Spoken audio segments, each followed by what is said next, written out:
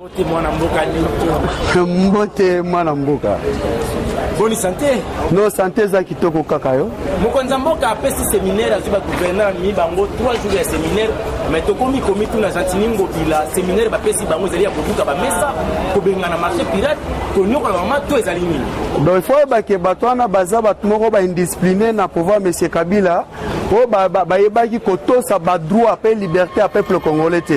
C'est-à-dire avec Bosoto na bango o bazaki na ona monsieur Kabila nezo continuer na mutu na bango. Mais je crois bien que le président Félix Alobaki elle a recomposé Bokonzi naye a repéré sa charte de bonne conduite na mutu a travailler naye. C'est-à-dire on nous surtout regarder était abi malibanda vision a recoute na de boulonnage na nzela naye. C'est-à-dire au mona mboka ndeko Jantina zo linga sala azo milukela ye moko azala no premier gouverneur o kozala déboulonner na Bokonzi président Félix parce que oya zo sala ko benga na bato tozo encourager ngoteke no bato bateka pembe na balabala eza malamu te même ba méthode wana salama na tant kimbuta o fa kangama no parce que dossier ndengezo kende na assemblée provinciale singa ya matembelezo la na parce que kimbuta ko kangama aba akansa ke no nga ke comme sénateur pour to comprendre ka me kimbuta kangama tanga zo kende na méthode oyo ya Kabila ya kobuka ba mesa batu abosane que ndeto zo kende boye na fin de l'année faut bana ba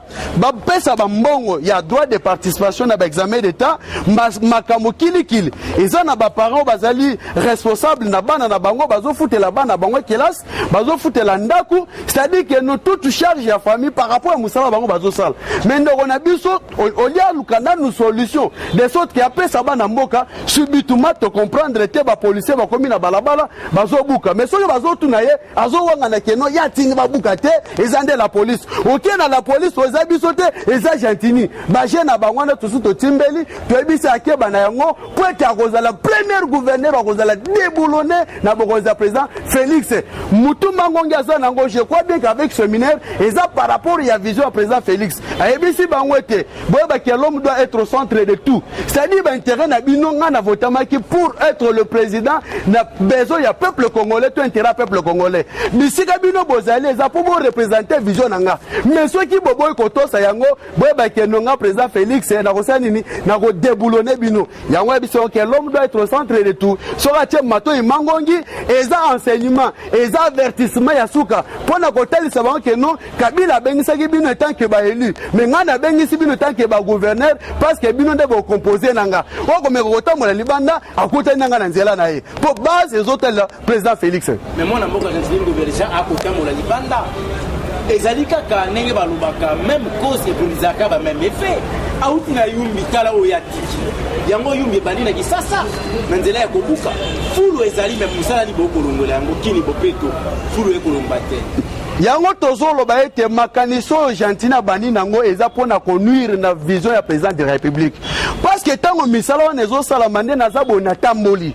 na ke na yipeni nde na zabo na tamboli na yipeni na tamboli na matete na tambo na lemba pona tala bosoto wa pezo lingesa na Bokonzi président Félix mais tango zo kotuna bandego ba kolobete 100 jours à président Félix or que nazo ebisa batwana ke eza 100 jours à président Félix te eza makanisto mabongisi ya gouverneur Jantini Ngobila abosa na ete ke dossier ya yumbi eza na maboko abosa na tete ke no lokola za gouverneur eza centre de refuge pour être mayesengela devant la justice ba abandonner en hauteur c'est-à-dire bosoto wana yeba mwana mboka avec président Félix justice ekosala musala na yango pour être kolandisa maye oyo mwana mboka président assemblée provinciale Godin Foyalobi tant que le président de l'Assemblée nationale du province de Kinshasa tout le monde a ko répondre na oyo sengeli ete à défendre comment gérer ville province ya Kinshasa kobanga te parce que justice est comme indépendante mutuna mutu azamien placé pour être assumer responsabilité na ye pour être à devoir le meilleur na peuple congolais par rapport à la vision il y a président de la République Félix Antoine Tshilombo Tshisekedi toboyi te eza malamu parce que koteka peuple mena balabala ezali malamu te pour makama ya kebele mais quand même il a fallu kozwa ba mesures conservatoire pour que protéger le peuple congolais parce que tant on attend boli biskano na ucho otanga bazo sa que non 100 jours à président yango na bisi bango eza 100 jours à président te eza makanisi ya Jantini mais biso toboyi yango te mais asala ngo na aliment aya balolinga kana ko protéger peuple congolais au président Félix ayebisi bango te l'homme doit être au centre de tout sauf rien pour la vision ya peuple d'abord ibala pe asikelingi koya cash na la muka lobi ya kokoto bena katikati abenga na FCC mote ke la muka zana bolingo na bilo mingi akomona ke bandoki lokola ba FCC ba chatilingo bila batoro ba bo fasakani bandoki ya lobi ya kobenga na bato wana po ya kochaya ili ino molobi mwana mboka avant na répondre na bisoboy il faut que le président Félix azo homosexuel te gasa la mariage na Martin Fayoul il faut to eba yango wana ya liboso Yami Balé Fayoul honorable député il faut faire une félicitation na président Félix parce que les lois azali ko sala ba meeting na ye azali nke et pas mututé les lois zobina sans problème moi ni soza na posa organiser ba concert na ye na ko pesa concert prochainement azata Bill Clinton ou bien azata taloko moko ya orchestre moko boye abete la parce que moni virus ya danse à côté on pas Adolphe Muzitu donc so ba komi na podo ba on so comme kata danse moni eza ikiri kata danse alors ba confondre te que no biso to na orchestre te to na wenge BCBG te to na ikiri kata danse te biso to na présidence de la République ozo kambana président Félix Antoine Tshilombo Tshisekedi alors na makaniso ya ye omoni ke no ko multiplier omoni tient Tshisekedi omulu mangana benga ke mythe ngana benga ke phénomène parce que les lois ba minelo ba tiala ko comprendre mutana ndinga zalaka te parce que yazo linga sala opposition lokola papa tienne mais idéologie wana atigala ko bangote yango mona ba pesa ka lisese ko lobete nganga soka tana bana moko bana na mi baleto misat mais parmi ba secret na ye 3-4 asaka na moko akobomba pona ye moko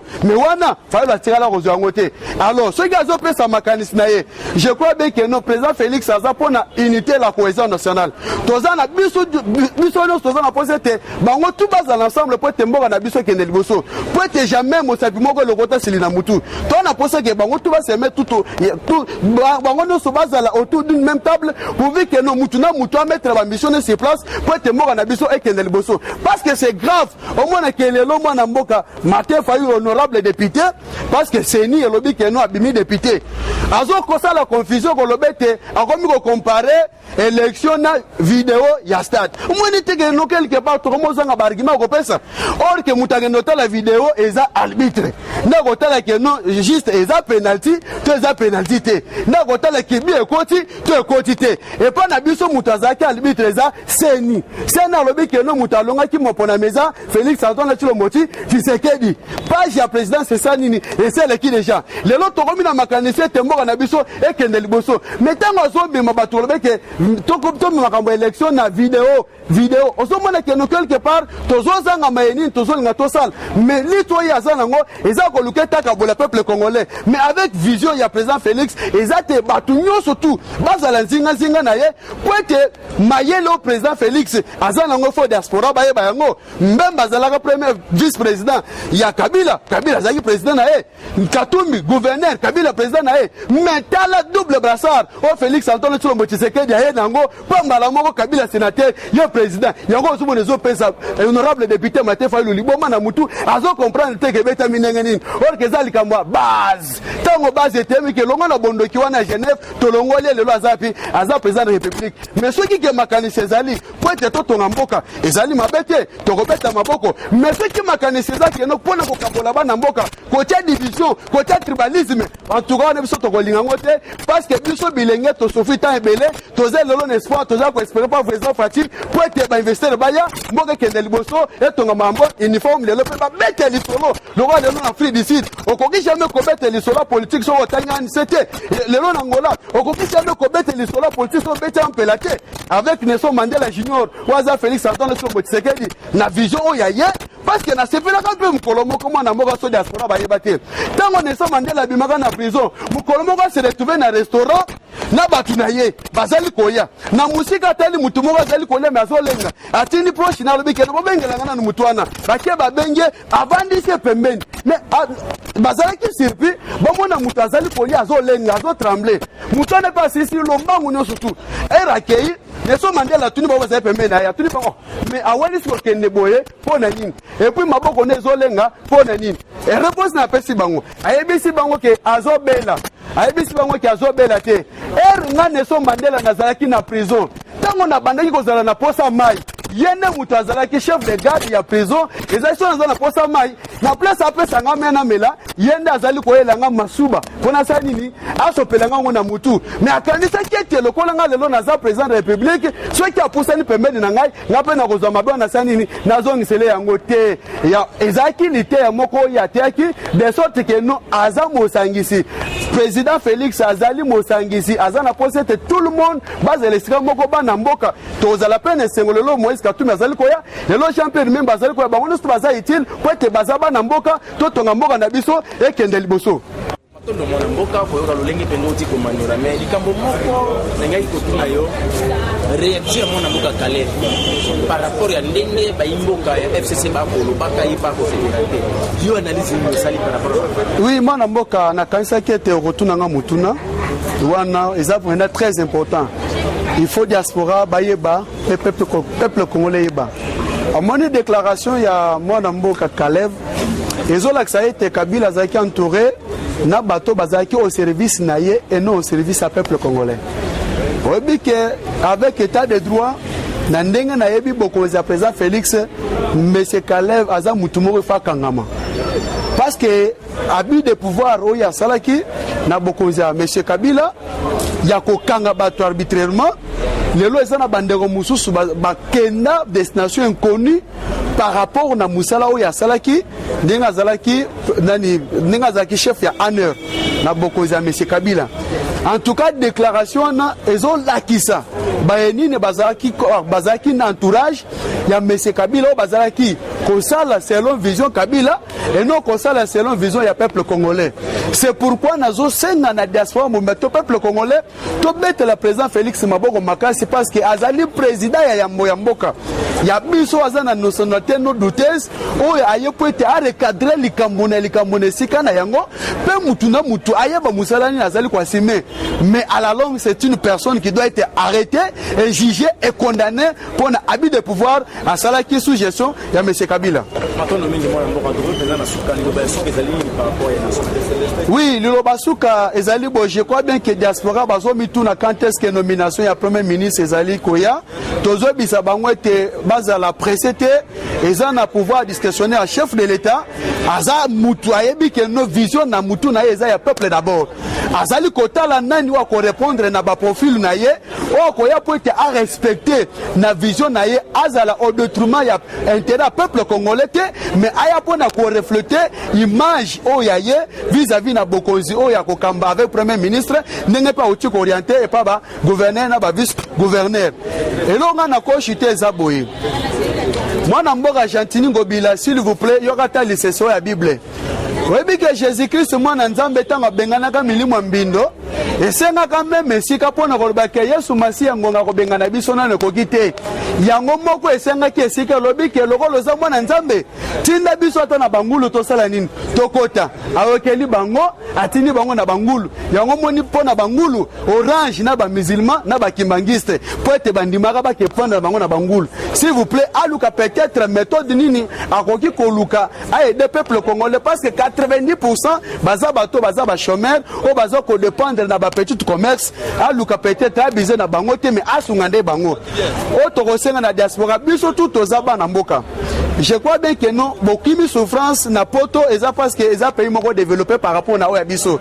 na oba moni ki aza mieux placé akoki ko ya ko investir na mboka na biso aya ko investir po ete mboka na biso ekende liboso ebele baza kuna baza na bambongo bazo banga babangelo ko moko te tant tribalisme eza lisusu te. Président Félix aza le président de tous les Congolais ezala bato ba votaki Fayulu ezala bato ba votaki Shadari ezala bato ba votaki ba candidat mususu na bato ba votaki total la passe au biso to lala ki libanda pour topé sa chance le président Félix Antoine Tshilombo Tshisekedi pour le comme président de la République. Cette confiance au biso to posa ki tango to gena ko voter et ça même confiance to pesa ye na ndenga zo kamamboka na biso parce que yende azali 4e président au professeur Simon Kimbango lobiete 4e président kwa na mboka Congo yende mutako bongisa mboka Congo yango nazo bisebino diaspora lelo eza Félix Antoine Tshilombo Tshisekedi o tete mbosali mokili na yo parce que na minute aza président de tous les Congolais. Ce qui moi na moko Tembe pour nous démontrer que non lengakani aza selon professeur Simo Kimbangu à la prochaine émission du Tunga di Mwambaba Lume Mwambaba Gashi Mwambaba Lume Mwambabana Mwambaba Kola Mwambaban. Donc c'est-à-dire à la prochaine occasion. Eshima, votre magazine qui bat au rythme de l'actualité. Une réponse à vos besoins en information, un éclairage dans divers domaines. Impartial, documenté, instructif. Eshima au cœur de l'info. Retrouvez la nouvelle édition. Exclusivité. Félix et Antoine Tshisekedi sont jour pour séduire alors que son élection historique à la tête de la RDC n'arrête d'éblouir. Le président de la République, Félix Antoine Tshisekedi, décide de mettre le bouchée double en présentant son cheval de bataille pour le 100 jours de son quinquennat. Infrastructure, santé, éducation et le bien-être social. Félix Tshisekedi, plus que jamais au chevet du Congolais. Analyse. Félix Tshisekedi, mieux qu'un équilibriste, un rassembleur politique. Luc Gérard Niafé, l'investisseur de renom qui a tout laissé pour servir la nation. Néhémie Moulania, l'homme, le mythe, l'immutabilité. Découverte. Denise Nyakeru Tshisekedi, la touche maternelle d'une femme de conviction. Valérie Kabamba Rouvounangiza, chef d'entreprise promoteuse. Nation. Jean Bosco Kayombo impulse les renouveaux de la SNEL. Focus, Prince Kokola, Kantitima, une intégrité et un nationalisme sans tâche. CNSS, Agnès Mouad Nawej milite pour l'appropriation de la nouvelle loi sur les prestations sociales. Dossier Eshima, droit de la femme, le combat permanent. Politique, Fofo Kondi, un passionné de la jeunesse à l'Assemblée nationale. Coalition Cash FCC, pénible décollage. Économie, code minier, l'héritage qui divise. Retrouvez l'intégralité du magazine Eshima dans les kiosques. Eshima Magazine, un nouveau standard d'information.